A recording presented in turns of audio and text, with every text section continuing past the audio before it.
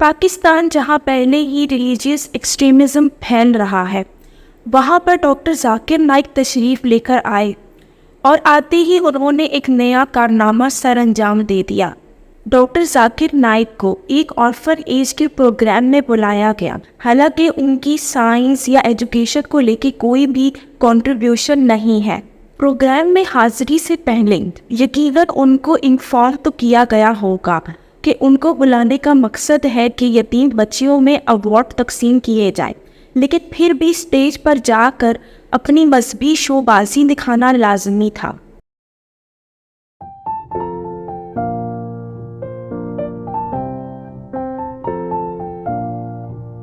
انہوں نے یتیم بچیوں کے سر پہ ہاتھ رکھنے اور ان میں ایوارڈ تقسیم کرنے سے محض اس لیے انکار کر دیا کہ وہ بچیاں ان کے لیے محرم نہیں ہیں۔ یتیم بچیاں جن کا پہلے ہی اس دنیا میں کوئی محرم رشتہ نہیں ہے، ان کو باپ کی شفقت ہی محسوس کرانے کے لیے شاید ڈاکٹر ذاکر نائک کو بلایا گیا تھا، لیکن ان کو اپنی پوتی کی عمر کی بچیوں میں بھی سیکس، محرم نامحرم کا فرق نظر آنے لگا۔ اب آپ خود ہی سوچئے کہ ان یتیم بچیوں کے دل پہ کیا گزری ہوگی کہ اگر انہیں دنیا میں کسی سے داد وصول کرنی ہے، قابل عزت بننا ہے یا محض اکنالجمنٹ بھی لینی ہے تو کسی مرد کا محرم بننا ضروری ہے۔ مسلمان مردوں کی طرف سے اس قسم کا رویہ صرف پہلی دفعہ دیکھنے میں نہیں آیا۔ آئیے ہم ایک اور کلپ دیکھتے ہیں۔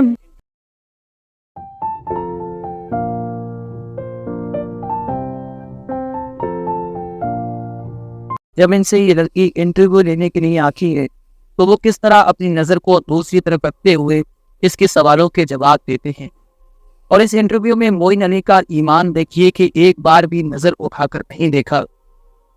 یہ لیڈی بار بار یہ کوشش کرتی ہے کہ معین علی میری طرف دیکھ کر جواب دے۔ خاتون انٹرویور سے آئی کانٹیکٹ کرنا تو دور کی بات، معین علی ان کی طرف دیکھنا بھی گوارا نہیں کر رہے۔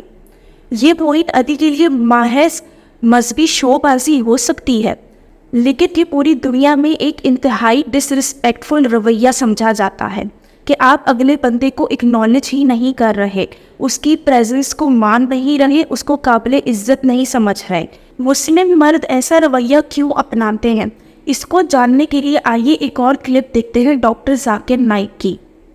I agree with a non-Muslim that every man should marry only one woman.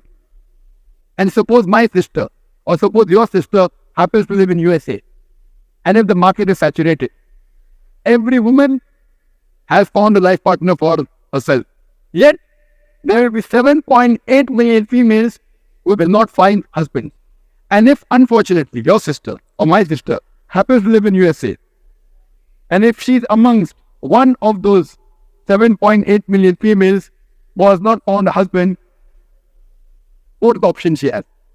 The only option she has is that she either marries a man who already has a wife, or she becomes public property.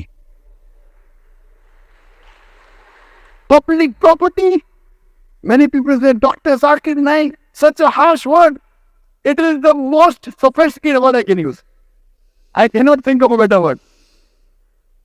There's no option. She either marries a man who already has a wife or becomes public property. I agree with you that no woman under normal circumstances would like to share the husband. But the Islamic Sharia says, let a small loss take place to prevent a big loss.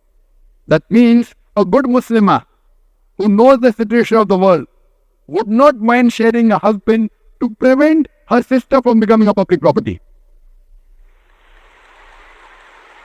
You ask any modest woman, would she prefer becoming the wife of a man who already has a wife or becoming public property? Any modest woman would choose the first one. اسپی scholar جو کہ doctor بھی ہے، وہ یہ فرما رہے ہیں کہ جس عورت کی شادی نہیں ہوتی وہ پبلک پراپرٹی ہے۔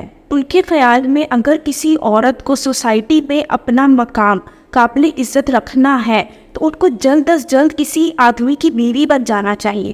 اگر ان کو پہلی بیوی کا مقام حاصل نہ ہو رہا ہو تو وہ کسی آدمی کی دوسری، تیسری یا چوتھی بیوی بن جائے۔ اگر کوئی عورت اپنی مرضی سے किसी मर्द के साथ शादी के अलावा कोई ताल्लुक़ रखती हैं तो वो पब्लिक प्रॉपर्टी है। इसका मतलब है कि अब दुनिया के हर मर्द को ये हक हासिल हो चुका है कि वो उस औरत की ज़िंदगी अजीरन बनाए, उसको अकेले सुकून से रहने ना दे, अगर वो कहीं आ भी जाती है तो उसका पीछा करे, यहाँ तक कि उसके घर भी पहुँच जाए, उसको हरास करे, उसको जिस्मानी ज़्यादती का निशाना बनाए, क्योंकि भाई अब तो उस औरत का कोई स्टेटस नहीं है, वो तो दुनिया के लिए पब्लिक प्रॉपर्टी है। इसीलिए शायद मेरी जैसी औरत जो बज़ाहिर किसी मर्द के साथ किसी रिश्ते में मुंसलिक नहीं है, उसको पनाह ढूंढने के लिए इस्लामी मुल्क को छोड़कर एक वेस्टर्न मुल्क में आना पड़ता है। और शायद इसीलिए जब किसी मर्द से कहा जाता है किसी औरत के साथ अच्छा रवैया अपनाने पर, तो उसको याद दिलाया जाता है कि भाई तुम्हारे घर में भी माँ, बहन, बेटी, बीवी हैं, क्योंकि बहैसियत औरत या इंसान तो औरतों की कोई इज्जत नहीं है इस्लाम में। और क्या ही अजीब बात है कि 4 बीवियाँ और लाताद लौंडियाँ, इसके अलावा जन्नत में 70 हूरें रखने पर भी मर्द कभी पब्लिक प्रॉपर्टी नहीं बनेगा इस्लाम में। मुस्लिम माशरों पे जो औरत ज़ात के साथ हया का एलिमेंट जोड़ा जाता है, उसको बतौर हथियार इस्तेमाल किया जाता है। प्रेगनेंसी, मेंसेस और सेक्सुअल डिजीज़ जैसे नेचुरल मामलात को भी हया का पहनावा पहना के पर्दे में डाल दिया जाता है, ताकि औरतें और उनसे जुड़े मसाइल गैर अहम समझे जाएं, इनको नज़रअंदाज किया जाए और उन पर कम से कम माशरे में बात की जाए। आजकल पाकिस्तानियों के लिए एक अदाकारा का प्रेगनेंसी में निकला हुआ पेट बाइसे शर्म बना हुआ है।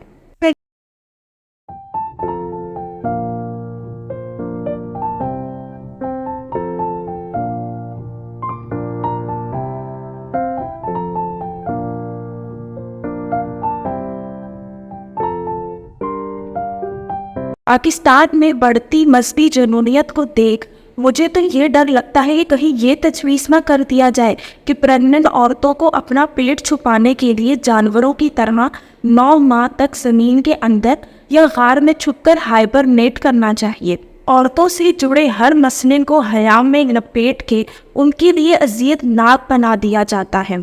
अब वो चाहे ग्रोसरी स्टोर में जाके पैड लाना हो या छत पे जाके अपने अंडर गारमेंट्स को सुखाना। और अगर रमज़ान आ जाए तो पूरे 30 दिन सहरी में जाग कर अपनी नींद हराम करनी पड़ती है कि कहीं बाप या भाई को ये शक ना हो जाए कि आपको मेंसेस है और आप रोज़ा नहीं रख रहे। दीन इस्लाम बड़े ही सिस्टमैटिक तरीके से औरतों की सोसाइटी में रिप्रेजेंटेशन और पार्टिसिपेशन को कम से कम बना देता है। उन्हें घरों में महदूद रहने, उनके कदम ज़मीन पर ज़ोर से ना पड़ने और उनकी आवाज़ ना महरम तक ना पहुँचने से लेकर उनकी हुक्मरानी को तबाहकुन कहना, उनके वजूद को मनहूस करार देना और ये दावा करना कि जहन्नुम में सबसे ज़्यादा तादाद औरतों की ही होगी।